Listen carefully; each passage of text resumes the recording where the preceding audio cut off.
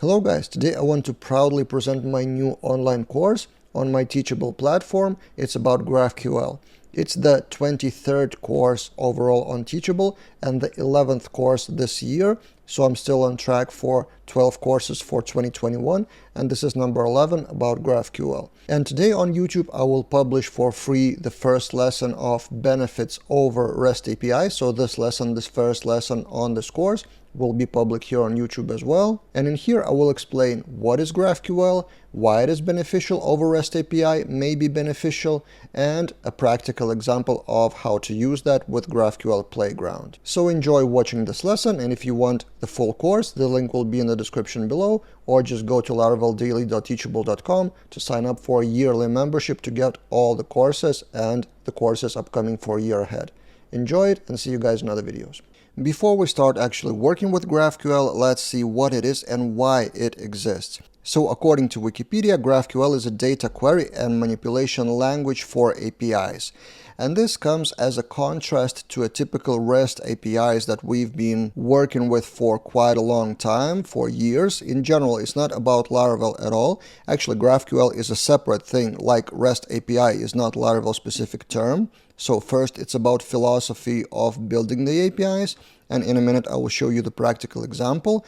But what you need to understand is that GraphQL is not a framework, it's just a language. On that language, there are tools based on that language that help to use that language, both on the server and on the client side. It's kind of like specification. Similar thing to OpenAPI for APIs like Swagger stuff, or XML specification, something similar. It's a language to provide the data, or language to query the data.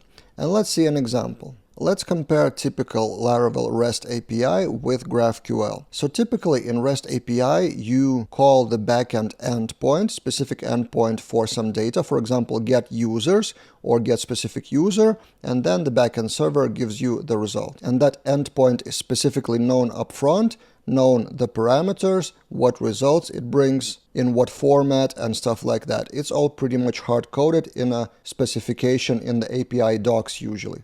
And this is an example of a Vue.js project that calls API for getting the users. And if we take a look at the right side, at the network side, here's the API for the users, which returns 2 users with all their fields.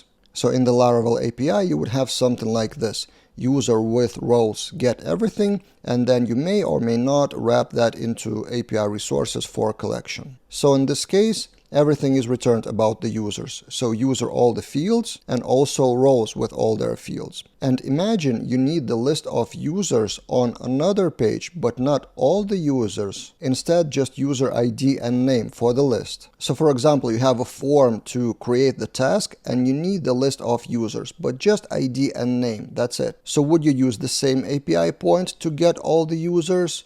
Or you probably need to create a separate one. For example, a separate API call. In this case, this is an example based on our quick admin panel, but this is just a demonstration. So there's a separate API call for create form of the tasks, and it returns users with only ID and name for the dropdown. So one way of tackling that problem is 2 separate endpoints, one for the user list, and another one is for user list as well, but for the dropdown. Of course, you can modify the same API endpoint to have parameters like show full users or show specific fields, but still it won't be that flexible because you are hard coding the fields on the backend, whether you return all or certain fields. And this is where GraphQL may shine. GraphQL allows you to flip the responsibility, and the backend provides the specification for what is possible to query. For example, it's possible to query users with ID or name or email or whatever fields you want, and then the front-ender, the Vue.js client, the front-end developer, queries the server, providing what they actually need for that specific request. So here's an example in a tool called GraphQL Playground, which actually is connected to the same project on the backend, and we will talk about GraphQL Playground a lot in the course. But basically, this is the query that you provide to the server. So I need users from the server, and for every user, I need only name and email. You launch, and then this is returned. Or if you need ID and name, you go ID, name and email is not required. You click and you get only ID and name.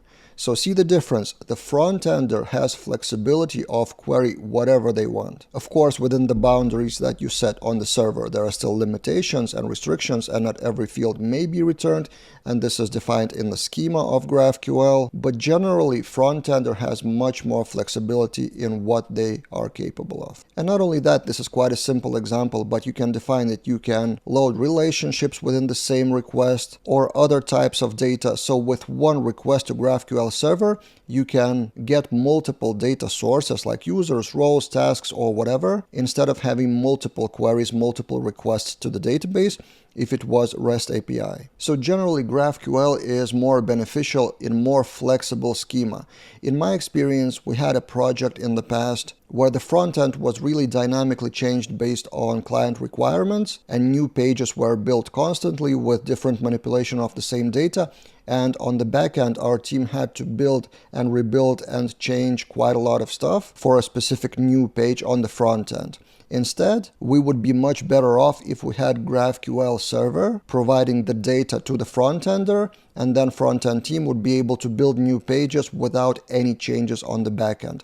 So what GraphQL does, philosophically speaking, it separates the front end from the back end, so they are not that tightly coupled together and not depending on each other that much. So backenders provide the schema for GraphQL with small amount of changes required in the future, and then front-enders are free to get the data in whatever way they want. One of the most popular well-known examples of GraphQL API in dev world is GitHub API. It is provided also as well as REST API. There's a GraphQL API. So this is how it would look typically in the wild. They provide the reference for queries, mutations, objects, and stuff like that. And we will talk about that in this course, what that all means. But basically, you have the schema of fields that you work with, and from your front end, you ask GitHub for a specific set of data with the fields, with the query you want. So this is just one example, GitHub GraphQL API. Now let's start actually working with GraphQL and building our own GraphQL solution.